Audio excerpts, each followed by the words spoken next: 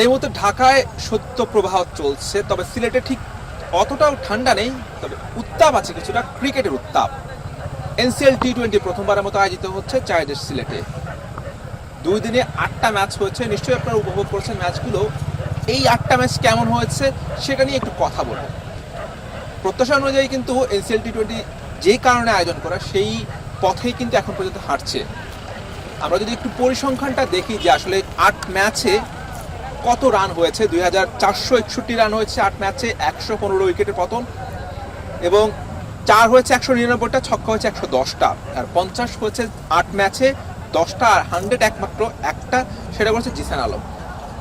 NCL টি-20 সবচেয়ে ভালো দিক যেটা, সেটা আমার কাছে মনে হয় যে সকল ক্রিকেটাররা বিপিএলে স্টার ক্রিকেটারদের জন্য পারফর্ম করার সুযোগ পায় না, বা তাদের যে জায়গায় পারফর্ম করার সুযোগ থাকে বা যে জায়গায় তাদেরকে নামানো হলে পারফর্ম করতে পারতো, সেই জায়গায় তারা পান না। কিন্তু এনসিএলে সেই সুযোগটা তারা তৈরি হয়েছে। যে জাতীয় দলের টুর্নামেন্ট চলছে, সিরিজ চলছে, সেই জন্য জাতীয় দলের যে স্টার প্লেয়ার আছে তারা নেই এই টুর্নামেন্টে। সেজন্য দেশি ক্রিকেটার যারা আছে, ঘরোয়া ক্রিকেটার, তারা সেই জায়গাগুলোতে সুযোগ পাচ্ছে এবং কিন্তু তারা তাদেরকে প্রমাণ করতেছে।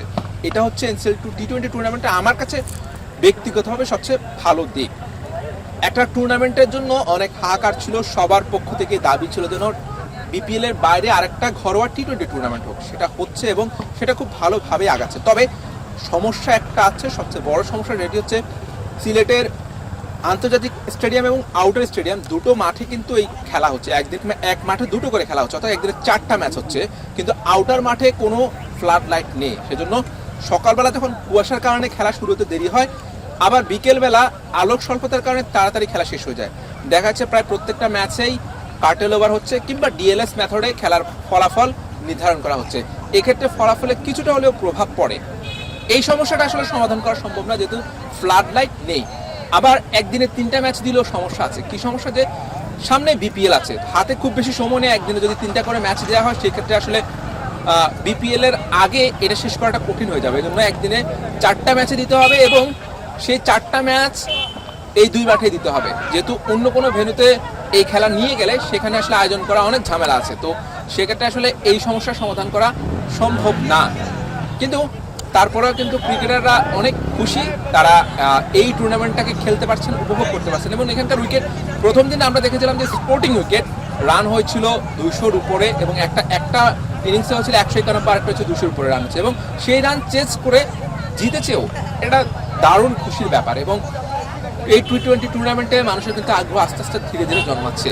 আমরা দেখেছি কিছু তরুণ ক্রিকেটার, যেমন জিসান আলমের কথা বলতে হয়, তিনি দারুণ একটা সেঞ্চুরি করেছেন, এবং আরিফুল ইসলামের কথা বলতে হয় যে যিনি 94 রানে একটা ইনিংস খেলে ম্যাচ জিতিয়েছিলেন।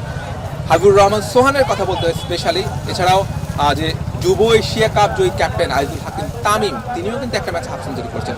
সব মিলিয়ে তরুণ ক্রিকেটারদের জন্য এই টুর্নামেন্ট আয়োজন করা, এবং তরুণটা কিন্তু ভালো করছে। আর অন্যদিকে সিনিয়র ক্রিকেটার যারা আছেন তারাও বিপিএল এর প্রস্তুতি সেরে নিচ্ছেন। তামিম ইকবাল এই টুর্নামেন্টে মধ্য দিয়ে 7 ম্যাচ পর ক্রিকেটে ফিরেছেন, এবং তিনি প্রথম ম্যাচটা যদি খারাপ করছেন, পরের ম্যাচে কিন্তু যে ইনিংসে তিনি খেলেছিলেন, তামিমের ব্যাটে এমন ইনিংস খুব সহসা দেখা যায় না। সো এটা আসলে ওভারঅল বাংলাদেশের ক্রিকেটের জন্য বড় একটা পদক্ষেপ এই এনসিএল টি-20। যেহেতু প্রথমবারের মতো আয়োজন হচ্ছে, কিছু ঘাটতি তো অবশ্যই আছে, কিছু দুর্বলতা অবশ্যই আছে। আশা করছি যে পরের বার এই টুর্নামেন্টটা আরও গুছিয়ে হবে, এবং এই টুর্নামেন্টের আউটপুটটা বিপিএল কিংবা জাতীয় দলে খুব শীঘ্রই দেখা যাবে। Hussain Arman, BD quick time, Sylhet.